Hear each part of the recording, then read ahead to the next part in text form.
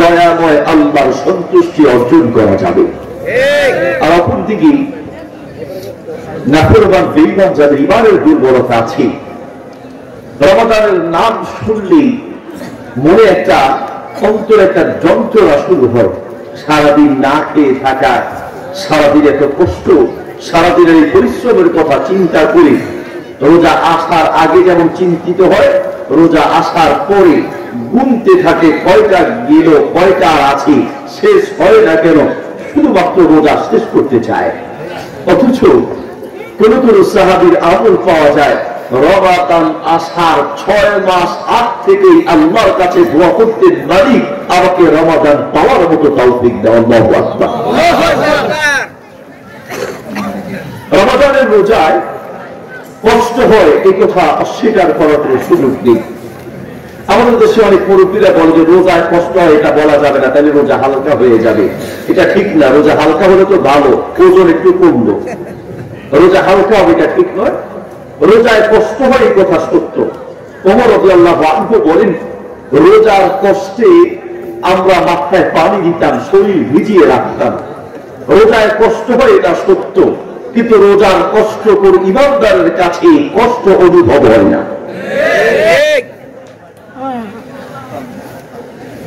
কোন একজন রোগীর পেটে মহাএকটা রোগ হতো, ডাক্তারের কাছে গেল, ডাক্তার বললো যে পেট কেটে অপারেশন করতে হবে, হয়তো মারাও যেতে পারেনি, ওপেন সার্জারি করবে। লোকটা শুনে আতঙ্কিত হয়ে কাঁদতে শুরু করলেন, ডাক্তার সাহেব অপারেশন থেকে বাঁচার জন্য আর কোনো উপায় আছে? বলছে হ্যাঁ আছে। সেটা হলো প্রতিদিন একটা করে ইঞ্জেকশন দিতে হবে, 30 দিনে 30টা। রোগী খুশি হয়ে কি বলবে, আরে ডাক্তার সাহেব অপারেশন থেকে বাঁচার জন্য, জীবনটা বাঁচানোর জন্য প্রতিদিন একটা করে ইঞ্জেকশন কোনো ব্যাপার না, প্রয়োজনে প্রতিদিন 3টা করে নিতে রাজি আছে। ইঞ্জেকশন দেন আপনি? রাজি হয়ে গেল। ইঞ্জেকশন যে দেয় রোগীর কষ্ট হয় না? কষ্ট হয়, কিন্তু ইঞ্জেকশন নিতে সে খুব আনন্দিত, খুব আনন্দের সাথে ইঞ্জেকশন গ্রহণ করছে।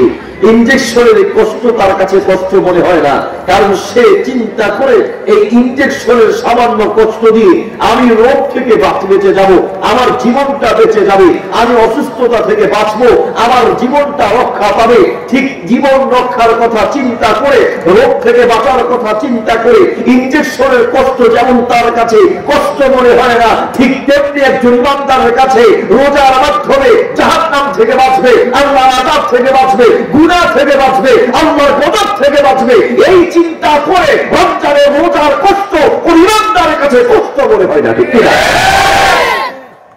ইমানদারের কাছে কষ্ট মনে হয়।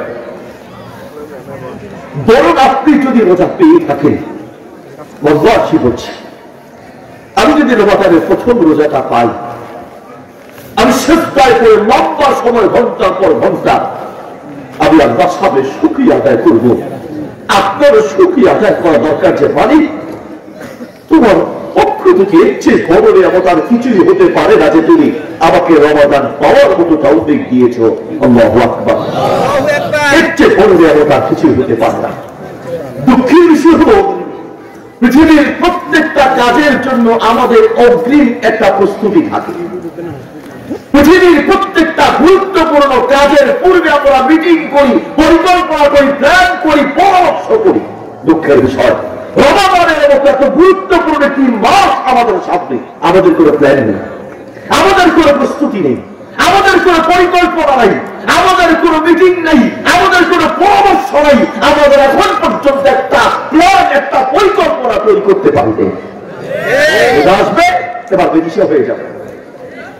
প্রত্যেক বছর রোজা তো এইভাবেই জীবন থেকে চলে যায়, কিন্তু সেই রোজার জন্য রোজার মধ্যে যে আমল করা দরকার ছিল সেইভাবে আমল করতে পারি না। কারণ হলো রমাদানের আগেই প্রস্তুতি নিতে হয়। রমাদান আসার আগেই এখন থেকে সেই রমাদানে কি কি আমল করব, সেই আমলের জন্য একটা প্ল্যান তৈরি করব, একটা পরিকল্পনা করব, বাসায় মিটিং করব, পরামর্শ করব। আপনার প্ল্যান, নিয়ম আর পরিকল্পনা যা থাকবে, রমাদানের আগের দিনও যদি আপনার মৃত্যু হয়ে যায়, রমাদান পেরে যে পরিমাণ সওয়াব পাবেন সেই পরিমাণ সওয়াব আপনার আমল নামায় লেখা হবে। সামান্য একটা বিল্ডিং তৈরি করবেন, সেই এক বিল্ডিং তৈরি করার আগে কতজনের সাথে আপনি পরামর্শ করেছেন? আপনি আপনাকে প্রশ্ন করেন। একটা বাড়ি তৈরি করবেন, রুম কোথায় হবে, ঘর কোথায় হবে, কতজনের সাথে আপনি প্ল্যান করেছেন, কতজনের সাথে আপনি মিটিং করেছেন, কত প্রস্তুতি আপনি গ্রহণ করেছেন। কিন্তু যে রমাদানের ইবাদত দিয়ে আপনি জান্নাতের বিল্ডিং তৈরি হবে, জান্নাতের ঘর নির্মাণ হবে, জান্নাতের মেহমান হতে পারবেন, সেই রমাদানের জন্য প্রস্তুতি, মিটিং, প্ল্যান সবচেয়ে বেশি থাকা দরকার। আর আমরা তো